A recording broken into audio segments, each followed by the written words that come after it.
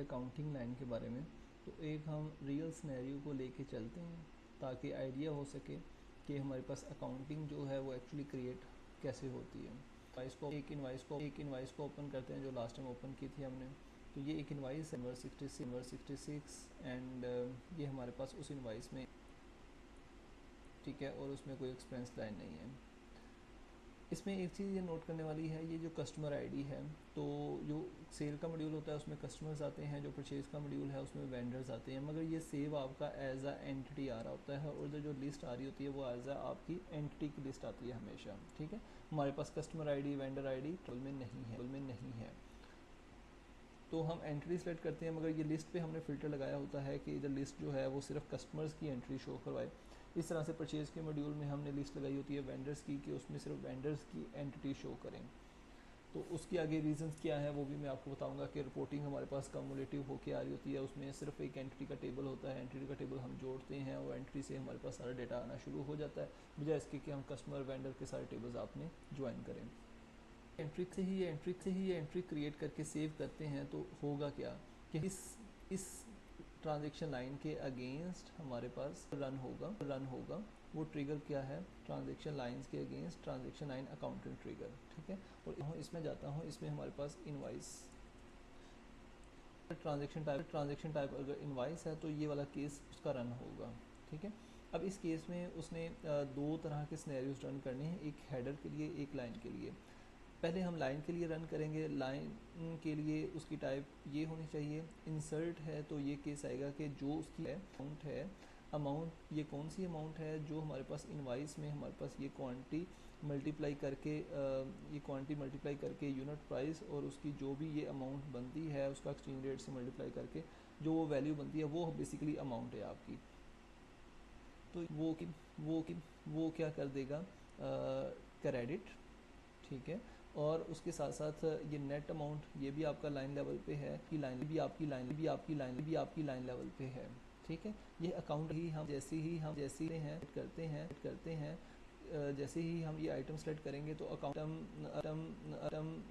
Item account ID के field क्या है वो मैं आपको शो भी करवा देता हूँ। तो फॉर एग्जांपल यहाँ पे हमारे पास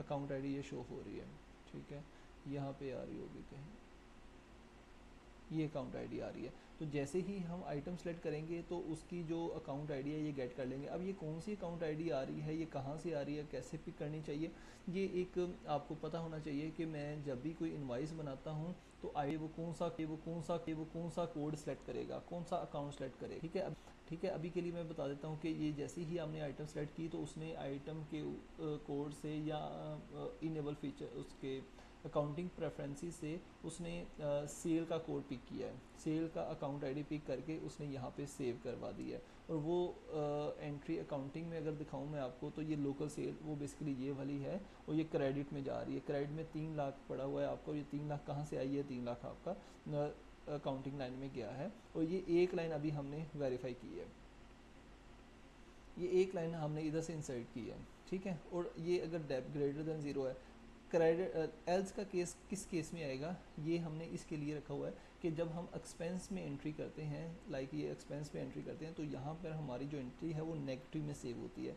नेगेटिव में सेव होने की वजह से वो एंट्री हम यहाँ पर सेव कर एल्स हैं, एल्स के केस में, ठीक है, ताकि वो हमारी उसका जो केस है वो ऑपोजिट हो जाएगा, इधर वो क्रेडिट में जा रही है अमाउंट, इधर वो डेबिट में अमाउंट जाएगी, ठीक है। तो ये एक केस हो गया हमारा।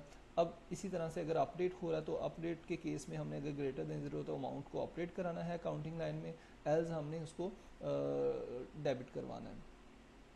इसके बाद हमारे पास हेडर का मैंने बताया था कि क्या होता है, 10 लाइंस हैं तो उन 10 लाइंस की हर एक एंट्री जानी है और जो 11वीं लाइन है वो हमने इन सब को जमा करके फिर वो 11वीं लाइन हमने खुद एंटर करवानी है। अब वो 11वीं लाइन हमने यहाँ पे इसी ट्रांजैक्शन आईडी के अगेंस्ट ट्रांजैक्शन समरी व्यू को यूज़ किया है और उस लाइंस का सबका सम इकट्ठा लेकर उसकी एक एंट्री जो है वो हमने ये ट्रांजैक्शन अकाउंटिंग लाइन में करवानी होती है, ठीक है। अगर सारी एंट्रीज हमारी क्रेडिट साइड पे थी और इसका सम जो है वो हमारा डेबिट साइड पे आएगा, इस तरह से वो डेबिट और क्रेडिट हमारी लाइंस बराबर हो जाएंगी। तो अगर इस पे आपको दिखाता हूँ मैं अकाउंटिंग लाइन पे, तो यहाँ पर ये अमाउंट हमारी ये वाली है और ये हेडर की अकाउंट रिसीवेबल 3 लाख।